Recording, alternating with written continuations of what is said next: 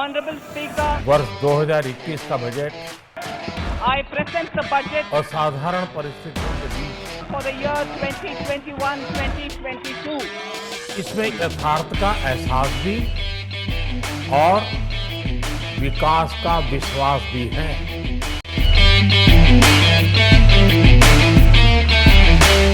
Hello everyone, welcome to House of Talks. In this video, we shall review about the recently presented India's Union Budget 2021. It is also India's first digital budget presented in a paperless way through a Made in India tablet. Before we proceed to dissect the pros and cons of the Union Budget, there are some interesting facts which I would like to share. India's first budget was presented on November 26, 1947 by the then Finance Minister Mr. R.K. Shanmugam Chetty. The then revenue stood at 171 crore. Now we can imagine how that small size of 171 crore has grown and grown and grown, and today's India's current revenue as of 2020-2021, which is presented in the budget, was at 26.86 lakh crore, which is an astonishing number which speaks out that the country has grown so much. The second interesting fact here is who has presented the maximum number of budgets. Many people might not be aware of this fact, and it is the former Prime Minister of India, Mr. Morarji Desai. He holds the record number of budgets which he has presented, which is around 10 budgets he has presented, followed by Mr. Chidambaram, who has presented 9 budgets, followed by our former President of India, Mr. Pranab Mukherjee, who has also presented 8 budgets. Now, what is so unique about the Union Budget 2021? As I said previously, this is the first digital budget entirely presented in a paperless way, and it is being presented through a Made in India tablet also. That's the most uniqueness in this Union Budget of 2021. So the Honorable Finance Minister Nirmala Sitharaman said that the presentation of this budget was undertaken in circumstances like never before. She stressed about the India's endurance with COVID-19 through 2020. A lot to write on this budget, and the government is pushing extra spending in order to spur growth. She has also made some references to the famous Tirukkural on the part B of the speech, and I would like to quote that particular speech because it really reiterates what the government is trying to do here. Iyatralum, Eetalum, Kaatalum, Kaatha Vaguthalum, Valladarasu, which means a king or a ruler is the one who creates and acquires wealth, protects and distributes it for the common good. And mostly the government has tried its balance to give its views and also present the budget to address to the entire masses.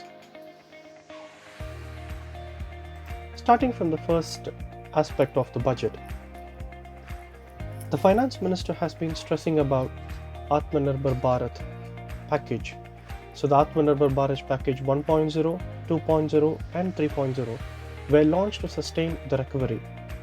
It accelerated the pace of reforms by way of redefinition of micro, small and medium enterprises, commercialization of the mineral sector, agri and labor reforms, privatization of the public sector undertakings, one nation, one ration card, and production-linked incentive schemes were some of the key aspects covered in the budget. An important information said in the budget document is that so far only 3 times a budget followed contraction in the economy.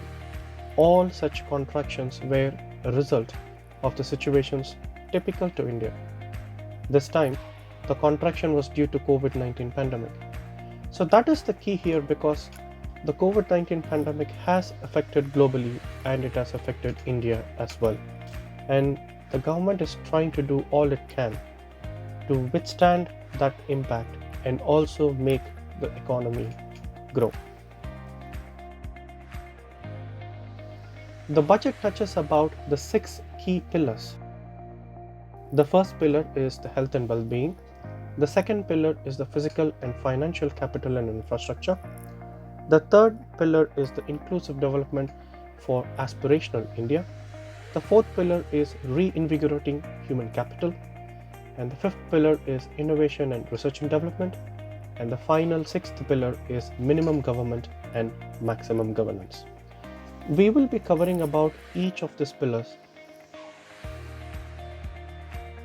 Now, coming to the first part, the health and well-being. A new scheme under Prime Minister Atmanirbhar Swasth Bharat Yojana is being launched at 64,180 crores over 6 years to develop capacities for primary, secondary, tertiary care health systems. This is already in addition to the National Health Mission. Universal coverage of water supply. The Jaijeevan mission will be launched to connect all 4,378 urban local bodies with 2.86 crore household tap connections as well as liquid waste management in 500 Amrut cities. The third aspect is, and this is also very much stressed in the union budget, which is the PLI schemes. And the PLI schemes is one of the niche segments where corporate India is trying to make its push.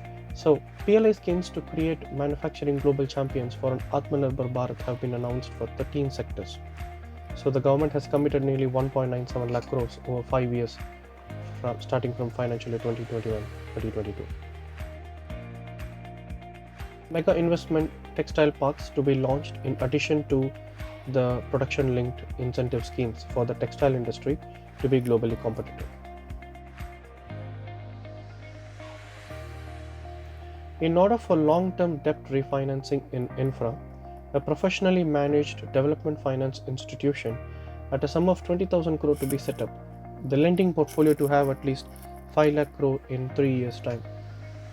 This specific DFI institution was already discussed in the last budget, and also there were various discussions given by the government to boost infrastructure spending, and also the project scales of implementations where there were so many delays and other aspects.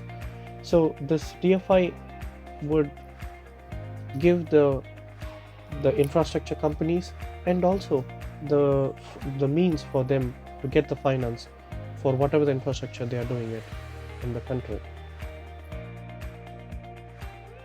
Under Bharat Mala Pariyojana, the nearly 13,000 kilometers of road at a cost of 3.3 lakh crores have been awarded under the 5.35 lakh crore project, of which 3,800 kilometers have been constructed. So it is expected that by March 2022, another 8,500 kilometers would be awarded and complete an additional 11,000 kilometers of national highway corridors. There are various aspects covered in power, but I would like to cover about the very key niche here. The hydrogen energy mission, which was told by the Prime Minister in one of the conferences earlier last year, that has come into implementation now in this budget, that the hydrogen energy mission is to be launched in 2021-2022 for generating hydrogen from green power sources. That's one of the key added new announcements in this budget. In respect to ports, shipping, waterways, 7 ports to be offered at a public-private partnership mode. Time and again, this government is telling and has reiterated the point about minimum government and maximum governance.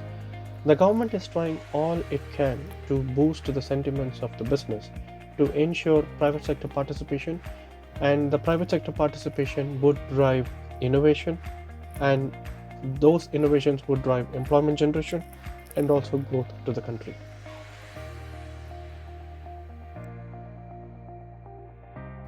Efforts will be made to bring more ships to India from Europe and Japan. As part of the Atmanirbhar Bharat package, if you can see that capital intensive industries, especially like key niche industries like in shipping, India doesn't have much market share. So in order to bring in technological advancements in shipping industry, this recycling of ships, so the recycling capacity of around 4.5 million light displacement ton will be doubled by 2024. So this is expected to generate even an additional 1.5 lakh jobs for our youth. Disinvestment. This is the most talked about topic in every media reports. Disinvestment of Bharat Petroleum Corporation Limited, Air India, Shipping Corporation of India, Container Corporation of India, IDBI Bank, Bharat Power Limited, Pawan Hans Helicopters, and Neel Jal Ispat Nigam, among others, would be completed. In addition to disinvestment of the above companies, privatization of 2 public sector banks and also 1 general insurance company would be completed in the year 2021-2022. The much awaited Life Insurance Corporation initial public offering would also be brought in the current year. It is expected that all these moves and process would enable the government to fetch nearly 1.75 lakh crore, which would partially offset also the fiscal deficit which the government is incurring. Agriculture. In respect to fisheries, 5 major fishing harbours, Kochi, Chennai, Visakhapatnam, Paradip and Pethugar, will be developed as hubs of economy. To develop inland fishing harbours and fish landing centres along the banks of rivers and waterways. Census. Forthcoming census would be the first digital census in the history of India. The government has allocated some funds for that, and we are yet to get some information as to how the digital census would be conducted. Overall, these are some of the aspects of the Union Budget 2021. However, there are a few cons in this Union Budget. As you can see, personal income tax slabs have remained unchanged. Most were expecting reduction in income tax as they were vulnerable during the lockdown due to COVID-19. Infra cess on petrol, diesel and other petroleum products might increase the fuel prices. Already fuel prices are at an all-time high. All government tax revenues have been reduced by the falling economy. With reduced tax revenues, government has lost some flexibility in fiscal policy. The revised estimates of 2021-2022 shows fiscal deficit pegged at 9.5%, while the FRBM, which is the Fiscal Responsibility and Budget Management Act, mandates fiscal deficit of 3% of GDP. The government is trying to reduce it, and it is also projected that the 9.5% fiscal deficit might come down to 6.8% as per the budget estimates in 2021 and 2022.